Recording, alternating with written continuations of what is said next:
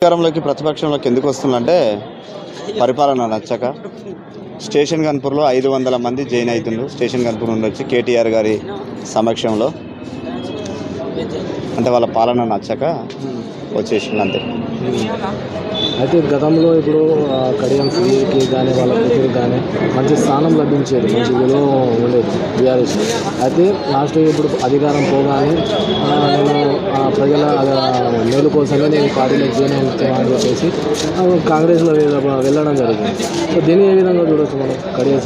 కడియం శ్రీహరి ప్రజల కోసం రాలేదు, తన కుటుంబ రాజకీయాల గురించి కడియం శ్రీహరి అనేటైనే రాజకీయంలోకి వచ్చిండే తప్ప కానీ ప్రజలకు ఏదో సంక్షేమం చేస్తామని రాలేదు. సో ఇప్పుడు మన 500 దాదాపు 500 మంది దాకా ఇప్పుడు స్టేషన్ గన్పూర్ నుంచి జాయిన్ అవుతారు కదా బీఆర్ఎస్. అవును. సో దీనికి ఏ విధంగా చూడవచ్చు? అంటే కాంగ్రెస్ పార్టీ కార్యకర్తలే జాయిన్ అవుతారు. సో దీన్ని ఏ విధంగా చూడవచ్చు మనం? దీన్ని ఏ విధంగా అంటే కడియం శ్రీహరి ఎమ్మెల్యే గారు తన యొక్క నియంత పాలనకు కార్యకర్తలు బలై కేటీఆర్ గారి సమక్షంలో ఈరోజు జాయిన్ కావడం జరుగుతుంది.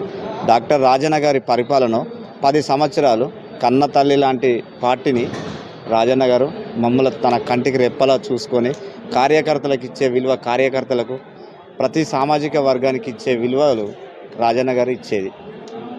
దానికి కడియం శ్రీహరి ఇవ్వడు కాబట్టి కడియం శ్రీహరి మీద ఉన్న విరక్తితోని ప్రజల్లోకి వచ్చిండు, కేటీఆర్ గారి సమక్షంలో చేరుతున్నారు. అయితే కడియం శ్రీహరి నేను ప్రజల మేలు కోసమే, ఇక్కడ ఉన్న ప్రజల అభివృద్ధి కోసమే నేను పార్టీ మారడం జరిగిందని చెప్పేసి కడియం శ్రీహరి చెప్పుకుంటూ తిరుగుతున్నారు. సరే, ఒకటి కడియం శ్రీహరి గారు చెప్పిన గ్లోబల్ ప్రచారాన్ని సరే తానే చూసుకోమనండి.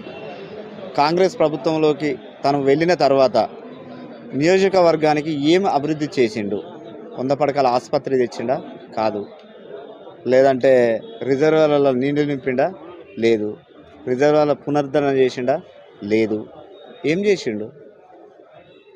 ప్రజలకు ఏం చేసిండండి సార్? ఏం లేదు కదా. ప్రజల్లోకి ఉన్నది రాజన్న. డాక్టర్ రాజన్న గారే ప్రజల్లో ఉంటాడు, డాక్టర్ రాజన్న గారే చెర్రలకు నీళ్ళు తెస్తాడు, డాక్టర్ రాజన్న గారే 100 పడకల ఆసుపత్రి ఇచ్చాడు. డాక్టర్ రాజన్న గారి హయాం బీఆర్ఎస్ పాలనలోనే స్టేషన్ గన్పూర్ నియోజకవర్గం మున్సిపాలిటీగా మారింది. ఇది సత్యం. రాజన్న చేసిన అభివృద్ధే మేము కళ్ళ నిండా చూస్తున్నాం. బీఆర్ఎస్ ప్రభుత్వం ఇచ్చిన సంక్షేమ పథకాలే మేము కళ్ళ నిండా చూస్తున్నాం. అంతే తప్ప కానీ కడియం శ్రీహరి మాకు తెచ్చింది ఏది లేదు, మాకు ఊరగబెట్టింది కూడా ఏది లేదు.